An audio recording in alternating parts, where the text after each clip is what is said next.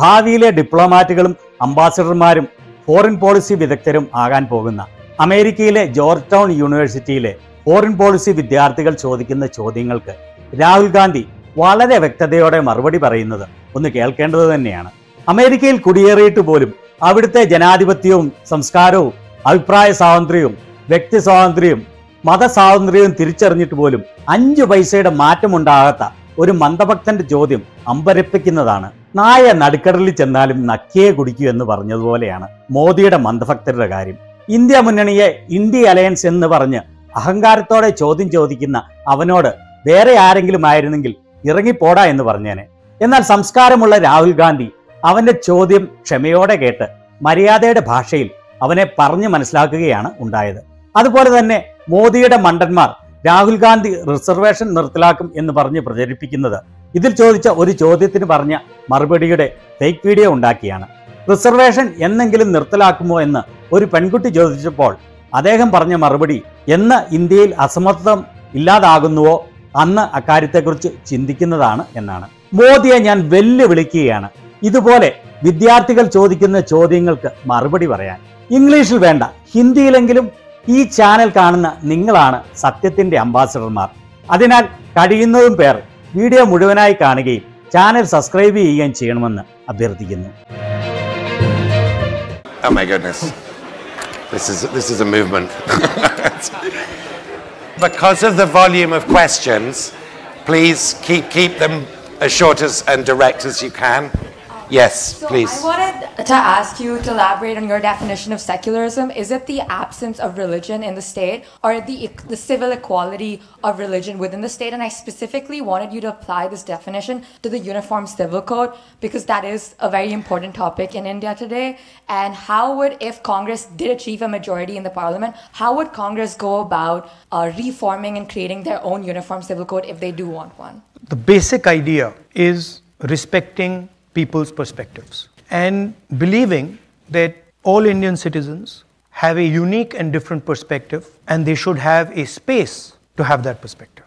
And that includes religion, it includes language, it includes the clothes you wear, it includes the food you eat, it includes everything.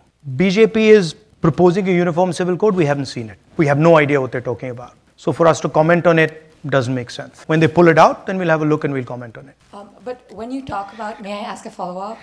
I think not. Okay, I'm sorry. I mean, because I'm sure there'll be variation. You can ask me the follow-up afterwards. Hello.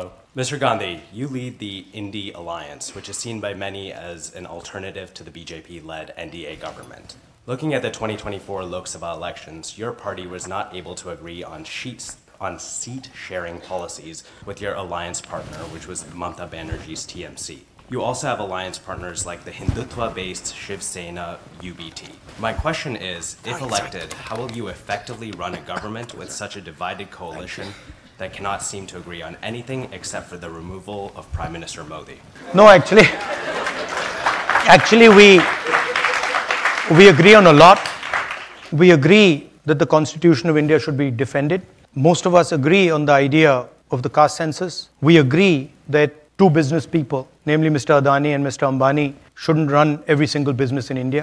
So for you to say that we don't agree, I think is inaccurate. Second thing is that all coalitions are negotiations. So a certain amount of to and fro will always take place. That is perfectly natural.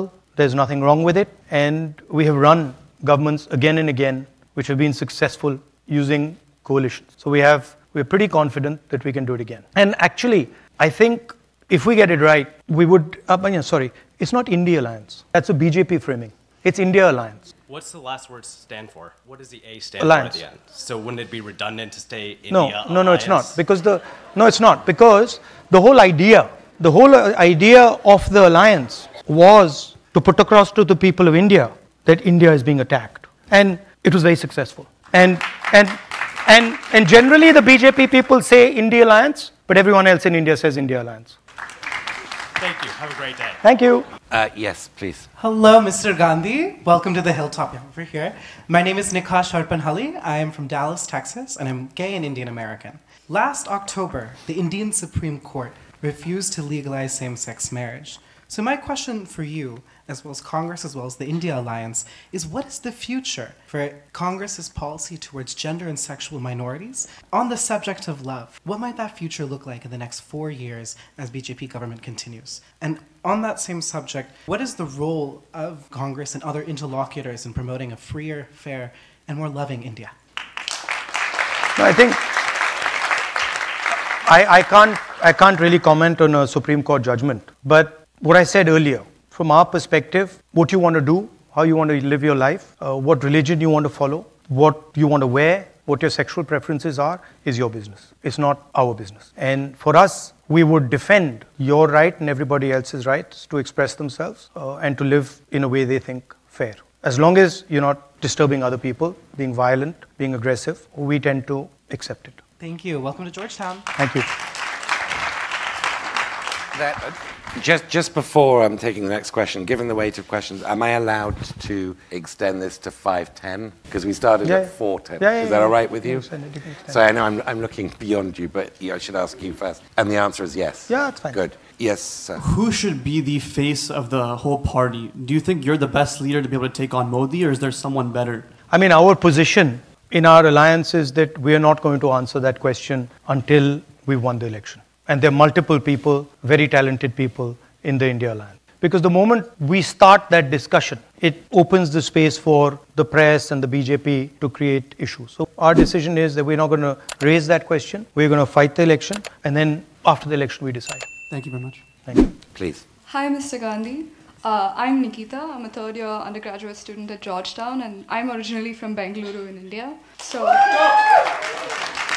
my question was more so, and you touched on this with the Congress bank accounts being frozen this election, but in December of 2023, when BJP still had the supermajority, there was the highest number of opposition MPs being suspended from parliament. So obviously it's a very different electoral distribution right now. So my question is more so like, how has your ability to exercise your right to free speech changed? What have you observed? And how is the opposition able to better fulfill its constitutional duties? Look, there are two different issues, okay?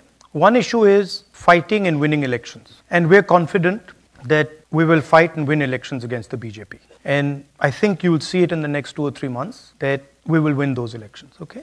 That's very different than undoing the damage the RSS and the BJP have done to our institute. And that is a much deeper problem, and that's not going to get solved so easily and so simply. But we have to have a strategy for it. I still have 20 plus cases on me. I still have, in India, the law is that you can only do a defamation case if you're the person who's being defamed.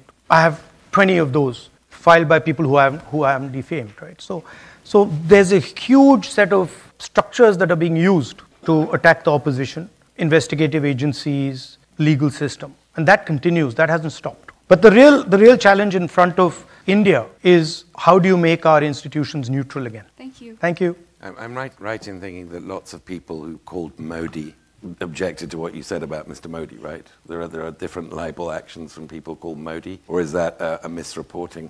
No, I mean it's a legal case, so I'm not going to go into the details of it. But yeah, I won't go into the details of it because it'll get me into trouble. Fair enough. Hello, Mr. Gandhi. My name is Himank. I am a recent MBA student from UC Berkeley. I came here to see you and meet you. One, really admire your courageous attempt at bringing vulnerability into politics using words like love. That's indeed very rare.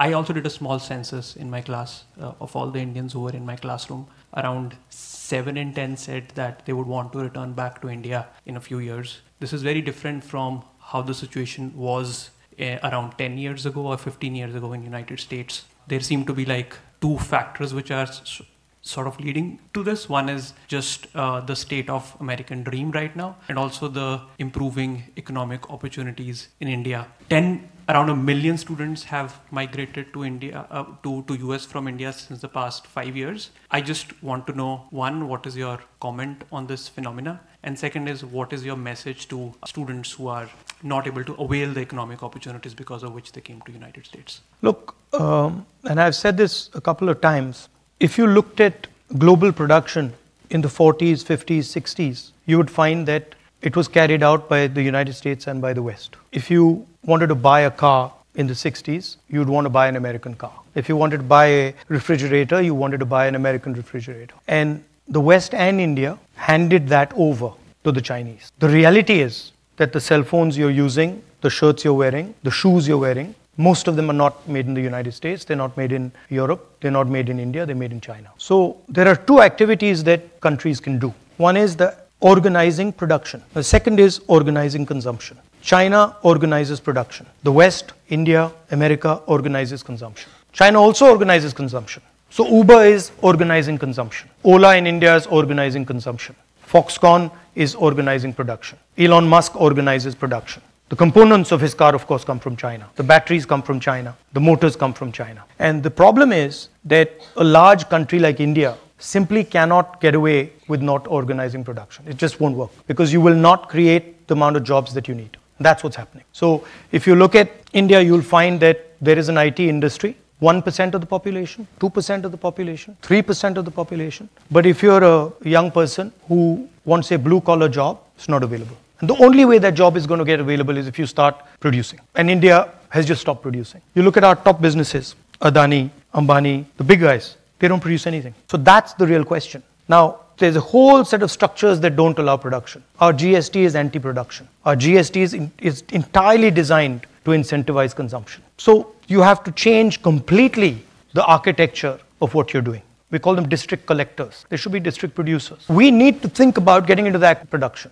And we're not doing that. And there's a reason. Because the large monopolists don't want India to produce. It's much more convenient just to sell Chinese product. You get a rent on it. You sell it in India. You don't have to go through the rigors of production. You don't have to deal with the labor problems. You don't have to deal with the conflicts that production requires you to deal with. And you make huge amounts of money. But it's not sustainable. And you can see social tension rising. You can see unemployment numbers rising. So that's really what India has to think about. You have every district in India has something unique they produce. Moradabad, brass capital. Mirzapur, carpets. Bellari, jeans. Surat, diamonds. The Indian government has forgiven 16 lakh crores in bank loans to 25 business people. How many of those people were actually producers? How many small businesses were forgiven their loans? How many medium-sized businesses were forgiven their loans? Not a single one.